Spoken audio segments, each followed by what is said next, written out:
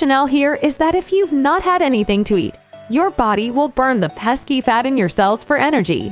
Well, that's not how things work. The problem is that your body relies on a carbs and fats combo for energy. It will turn to your muscle stores and fat fragments within your bloodstream, and not the fat in the fat cells to power your workout.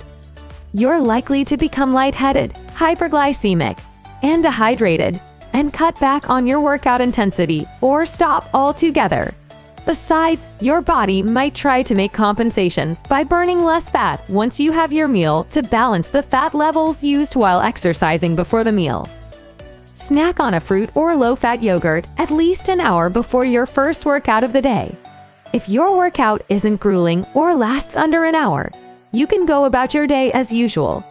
But if it is a tense workout, consuming milk, a whey protein shake, or fresh fruit within the first half hour after the workout will help your body recover well.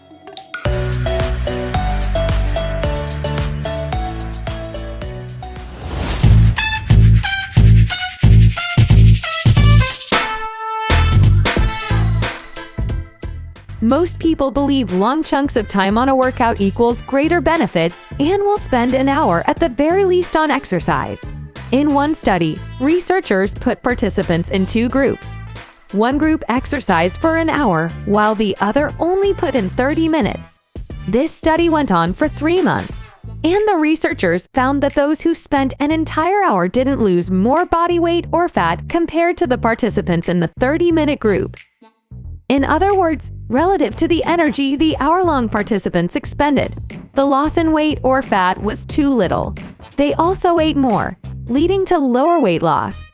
Interestingly, those who exercised for half an hour per session were more psyched up for physical activity after their workout than the hour-long exercise participants. Exercise is not about putting in an hour or longer. Brief bouts of activity like 30-minute jogs or a few 5-minute brisk walks can offer benefits. The key thing is to incorporate regular physical activity into your lifestyle.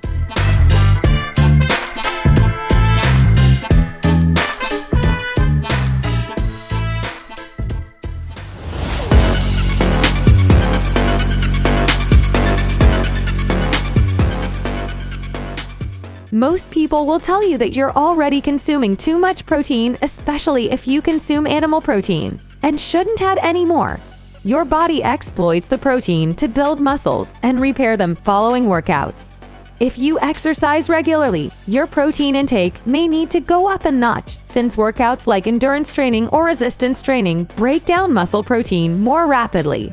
Regular exercisers can consume 1.22 grams of protein daily per every kilogram they weigh, while those who aren't active can do with 0.8 grams.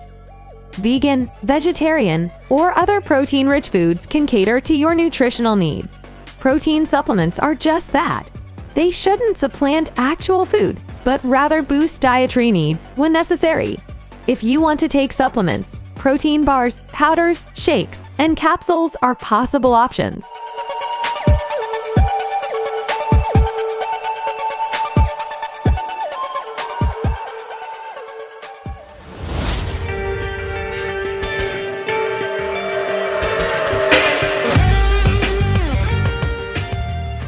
Running is a high-impact exercise that applies pressure to your hips, knees, and ankles, which has led many people to assume that long-distance running wears out knee cartilage and, in time, may cause osteoarthritis. This degenerative disease carries chronic pain, can limit movement, and sometimes lead to sleep disturbance and depression. So the concern that stress-bearing movements may potentially damage the joints and lead to this disease is real. A study seeking the link between running and osteoarthritis concluded that the former actually reduced osteoarthritis cases. The 2013 study followed 74,000-plus runners and over 14,000 walkers over 7 years, and it deduced that the runners didn't have higher incidences of osteoarthritis. If anything, habitual walkers experienced lower hip replacement and osteoarthritis incidences far more than runners. That said, overweight persons and those living with pre-existing joint injuries may find that running exacerbates joint pain. a professional trainer or physician can help you identify more suitable exercises.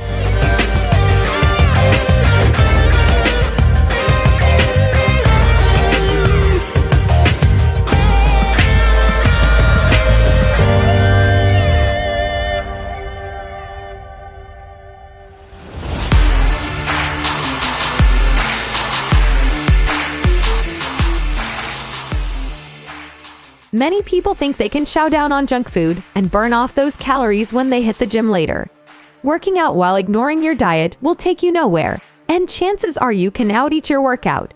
Say you burned 500 calories at the gym, then ordered a large pizza on your way home. 2 slices will wipe out your hard work.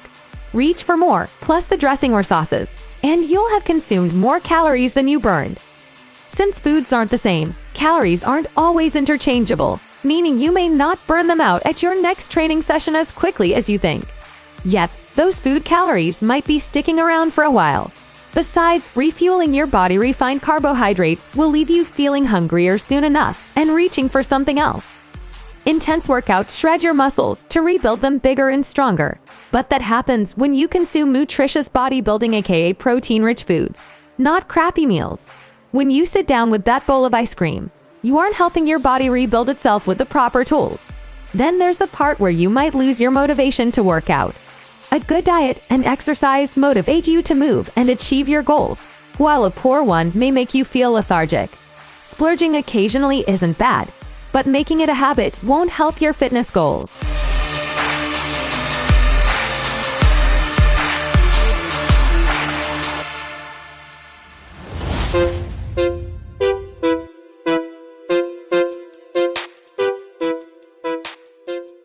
That's if you're consuming the not-so-good saturated fats that typically appear in fatty cuts of poultry, beef, lamb, pork, sour cream, lard, tropical oils, cheese, butter, and yummy ice creams. These foods aren't just rough on your weight. They are excess calorie sources but can cause inflammation and put you at risk of heart conditions. And saturated fats aren't just nutritious. Consuming them moderately may help sustain your body cells, fight inflammation, raise good cholesterol, enhance vitamin absorption, and even reduce the risk of heart conditions. Better yet, eating unsaturated fats help reduce your appetite. They are the last to leave your digestive tract, meaning you'll feel fuller longer, unlike carbohydrates and sugars that stimulate your appetite. This, in turn, keeps you from frequently snacking, reducing your caloric intake. When you consume fats, the leptin hormone is activated, which tells your brain that your cells have taken in enough fat, reducing your appetite.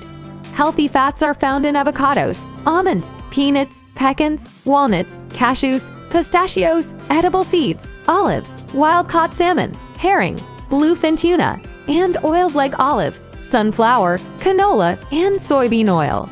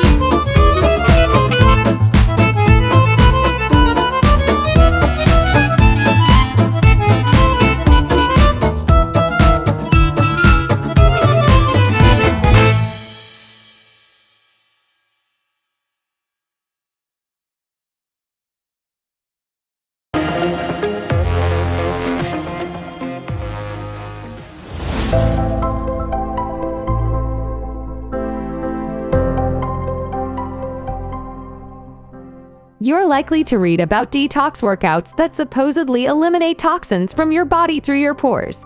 It's an appealing idea, and some research has found traces of toxins, heavy metals, and sweat. But these perspiration-removed toxins are so low in quantity you can compare them to a small drop in a bucket. So sweat isn't a reliable form for toxin removal. The liver and kidneys are, and they do this through urine and stool.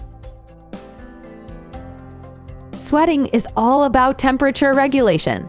We can't, however, discount the role of exercise in toxins removal and helps the process by keeping your liver and kidneys in optimal condition. Our cells are bathed in an extracellular fluid that encourages these cells to release toxins, which it carries to the waste management team, liver and kidneys, for proper disposal.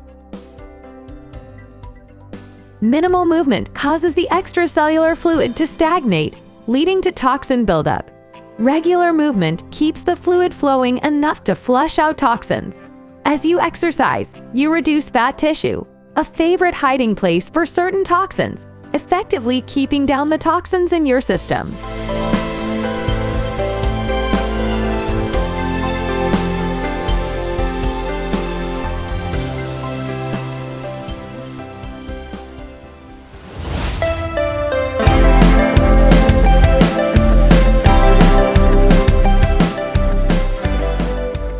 The rationale: exercising encourages your body to release adrenaline and keeps your brain active, making it tougher to wind down.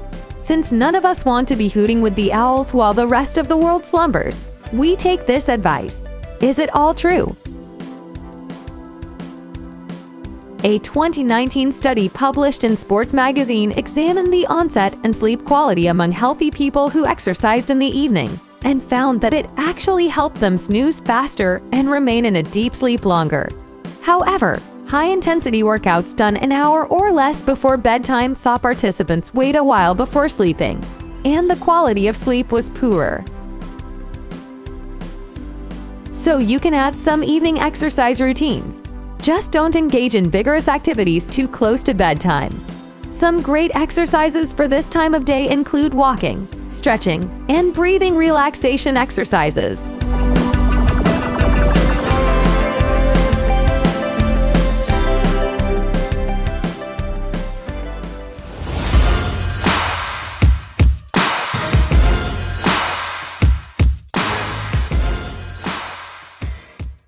Most of us struggle with belly fat, and the promise of a belt that you can wrap around and watch the fat melt away, leaving behind chiseled dabs, is alluring. Some manufacturers recommend wearing their belts for a couple of minutes daily, while others advocate wearing their products as you exercise to burn belly fat. Do they work? Belts compress your body cells by ridding them of water, making them smaller, and creating temporary flat stomachs or abs. But that fat is still inside your body. After some time, these cells rehydrate and regain their original shape. Your midsection will feel warmer and sweat because your body retains less water in that region. The loss of water leads to sweating, but that doesn't necessarily mean you're sweating the fats away. A lifestyle change that includes calorie-burning exercises, effective nutritional health plans, and patience is the best way to deal with stubborn belly fat. No magic, real work.